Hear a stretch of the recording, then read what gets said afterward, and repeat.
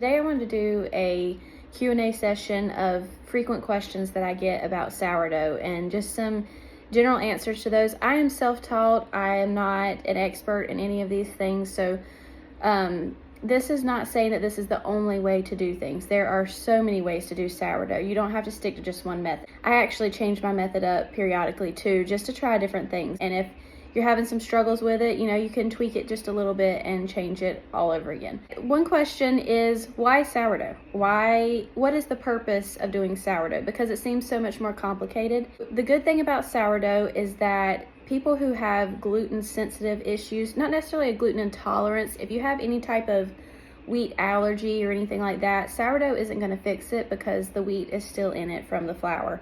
You can do gluten-free sourdough. That is a thing. I do not have expertise in that, but it is a thing that you can do. The process of sourdough is a long drug out process.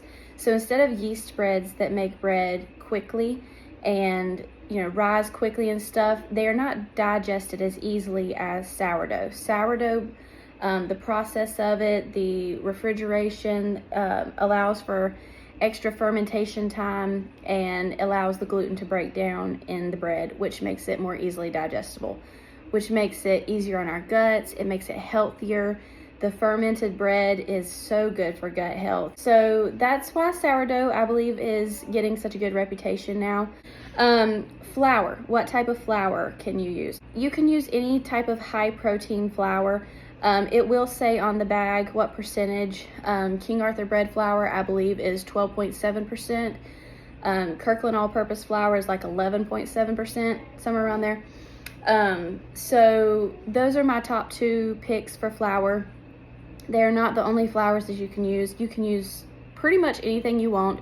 Just know that if you use like a whole wheat flour or something like that, it doesn't have protein content in it as much as particularly bread flours. Bread flours have more protein, but it has to be unbleached. Whatever you use has to be unbleached flour. And you can add something called vital wheat gluten into your breads if you wanted to use whole wheat and add that to it, or different things like that. So there are plenty of options. That is something that you can research yourself and find out which is best for you. What type of water do we use? So it needs to be filtered water. It doesn't need to have chlorine in it of any form. So if you use tap water or city water, I have used it before, but we live in remote Alaska, so I don't know how our water compares to, New York City or something like that. So you can try it, do a trial and error basis. I have switched I've switched houses and our tap water to well water. There was a transition period where my sourdough went through an odd stage, but I just took a small portion of it and transitioned it, and once it got mature again and doing what I want it to, then I used it. If you're terrified of using the wrong thing, you can use bottled water, any type of filtered, non-chlorinated water. Another question is, do I have to feed it every day, like for the rest of my life? No, you don't. So I have not fed the one on my counter right now in about 3 days, and I just don't have any use of it right now. If your starter is on the counter, then you do have to feed it, but it does not have to be every day. Once it's mature, it does not have to be every day. I feed mine about once every 2 or 3 days, which also can make it more sour because it's hungry. So that's what I do. You can feed it every day if you want to. If you need to go on vacation and you can't take it with you or don't want to, because who wants to do that on vacation? You can just seal it and put it in your refrigerator. It has to be in a sealed container, and then it can go in your refrigerator. So, and it's good for several months like that. So I've had mine in the fridge for a couple months before, and it'd be perfectly fine. And that is then discard, which you can then take out of your refrigerator, put on the counter, feed it again later on whenever you're ready to use it, and it turns right back into active starter. So discard, that's another question. What is discard and how do you use it? Discard is unfed starter.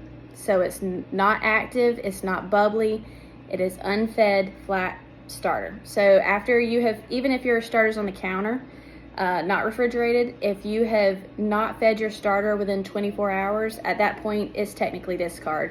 But as soon as you feed it again, it's active bubbly starter. Can I use metal bowls and spoons?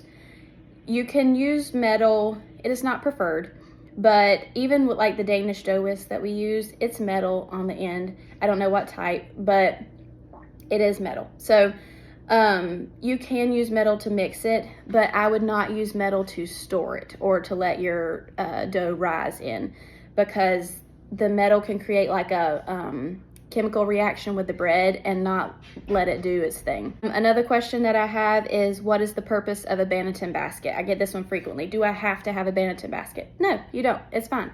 You can make sourdough as simple or as complicated as you want, and there are so many tools that you can use to make the job easier, but they are not necessary to do the job. So, I mean, people years ago did not have all these fancy things, or maybe they made them themselves. I mean, you could crochet a basket if you want to and do it like that. So you don't have to have it. You can, it is a very helpful tool. The purpose is to suck out moisture from the outside of your sourdough to create a crust. So when you put your sourdough in the Banneton basket and put it in the refrigerator overnight, that moisture gets sucked out of the side, and then when you flip it over and you bake it, that is then your outer crust. So the longer it's in the refrigerator, the more crust that you're gonna get. You can even use a normal bowl with a kitchen towel in it and just dust your kitchen towel with a little bit of rice flour. On that note, another question is, do I have to refrigerate it? No, you don't have to. You can do same day sourdough if you want to, but in doing that, you're not gonna get the same gluten breakdown that you would if you refrigerated it for, overnight or even a day or two. You can refrigerate it for several days if you wanted to.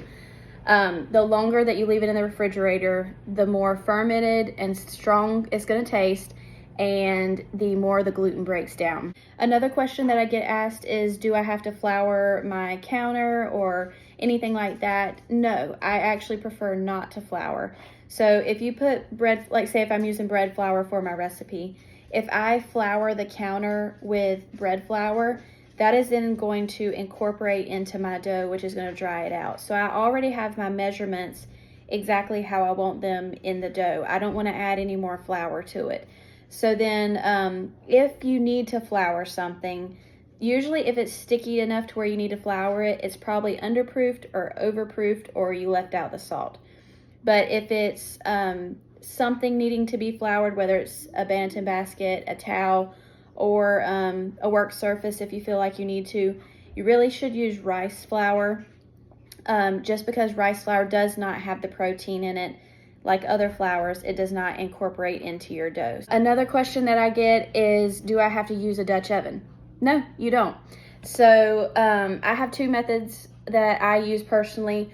I use a Dutch oven more so if I'm just fixing some for my family, like a loaf or two for my family. I will do 1 or 2 Dutch ovens in my oven. And for a while with my business, I was using just those 2 Dutch ovens to make a lot of loaves. Now, there is a new method going around that has been very helpful to me, and that is to take 2 loaf pans and put them together like that. Put your sourdough in a loaf pan this way, a metal loaf pan, and then put another loaf pan on top. And by doing that, it creates like a mini Dutch oven. So there are open bake methods that you can use as well. The point of a Dutch oven is to create steam in the Dutch oven to allow your bread to rise. If you do an open bake method, that's totally fine. I am not fantastic at doing open bake. Mine doesn't seem to get the rise that it needs to. So I'm working on that. I'll try to get that down pat better and show you how to do that later on. But you have to have some form of steam in your oven. The bread needs steam to rise. So you can do a pan full of water in the bottom. I've heard of people using a cast iron skillet and putting a rag in there and boiling some water and pouring it over the rag so that it keeps steaming.